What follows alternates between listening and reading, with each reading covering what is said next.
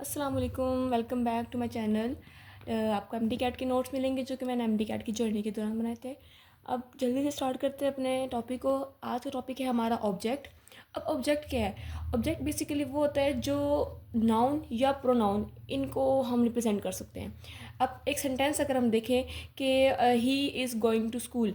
अब इसमें स्कूल जो है वो एक प्लेस है और उसको हम नाउन बोलेंगे और वो हमारे पास ऑब्जेक्ट कंसीडर किया जाएगा। ठीक है, तो इस तरह ऑब्जेक्ट की बात करें। अब नाउन या प्रोनाउन में क्या आ जाएगा? नाउन क्या होते हैं? Naming words. कोई नाम हो रहा हो, किसी भी शख्स का नाम वगैरह हो तो उसको हम नाउन बोलते हैं। ये आप बहुत इंपॉर्टेंट पॉइंट है, इसको समझिएगा कि नाउन होते क्या हैं। नेमिंग वर्ड्स यानी कि जिनका हम नाम दे रहे होते हैं। साथ में आर्टिकल। आर्टिकल क्या होता है? आ एंड द। आर्टिकल लगा हुआ हो, आ एंड द, और उनके साथ कोई वर्ड नाउन का लगा हो जैसे कि द चेयर, द टेबल, इस तरह के वो, तो वो भी हमारे पास नाउन कंसिडर किया जाएगा। अब कोई भी वर्ड हो बट एस या एस हो और वो प्लूरल नाउन हो तो वो भी हमारे पास ऑब्जेक्ट सॉरी नाउन होगा। अब नाउन में ही माई और योर, देयर, हिज, हर, ये सारे वर्ड्स जो हैं ये भी नाउन में कंसिडर किए जाते हैं। इसी तरह और ये नाउन क्या हो जाएगा? ऑब्जेक्ट होगा अगर वो सेंटेंस में इस फॉर्म पे आ रहा हो। अब दूसरी बात आती है हमारे पास प्रोनाउन की। प्रोनाउन में क्या हो जाएगा? जो कि नाउन की जगह लेता है।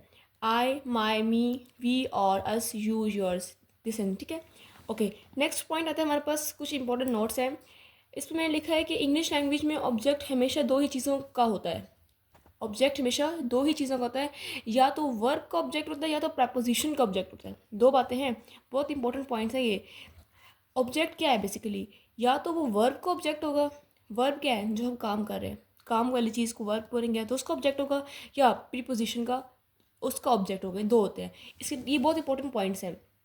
अब देखिए, वर्ब के साथ अगर ऑब्जेक्ट लग रहा होगा तो ये हमारे पास बनेगा, एक ऑब्जेक्ट के तौर पे काम करेगा। इस तरह प्रीपोजिशन और उसके साथ ऑब्जेक्ट लगे तो हम बोलेंगे कि ये भी हमारे पास एज अ नाउन या प्रोनाउन कंसीडर किया जा रहा है। अब देखिए, वर्ब कोई भी काम कर लो, व्हाट या whom का रिप्लाई दे रहा हो तो उसको ऑब्जेक्ट बोलेंगे।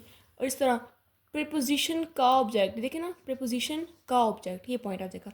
एक शॉर्टकट लिखा हुआ है, आफ्टर वर्ब नाउन या प्रोनाउन ऑब्जेक्ट इज़ प्रेजेंट। ये बात आप कंसीडर कर लें कि हमेशा ऐसा होता है कि जब भी वर्ब आएगा, वर्ब के बाद नाउन या प्रोनाउन कुछ भी हो तो वो बेसिकली हमारे पास ऑब्जेक्ट होगा। सिंपल सी बात है। तो अब बात करते हैं, एक टेस्ट है जिसमें आपको क्लियर हो जाएगा कि ऑब्जेक्ट क्या होगा। अब देखिए, ही kicked the ball.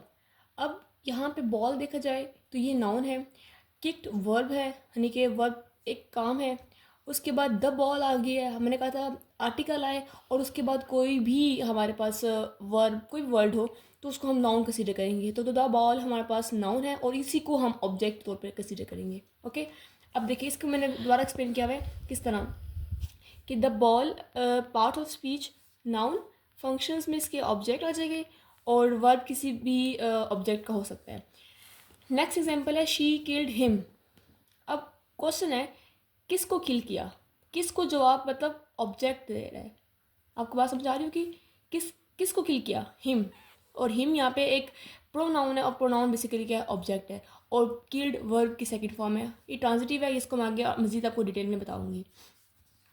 Next example है वी एट मैंगोज। अब एट हमने कहा कि वर्ब की सेकंड फॉर्म है और ट्रांजिटिव है, ये भी बताऊंगी आपको मैं। इसी तरह मैंगोज, मैंगोज क्या है? Noun, object.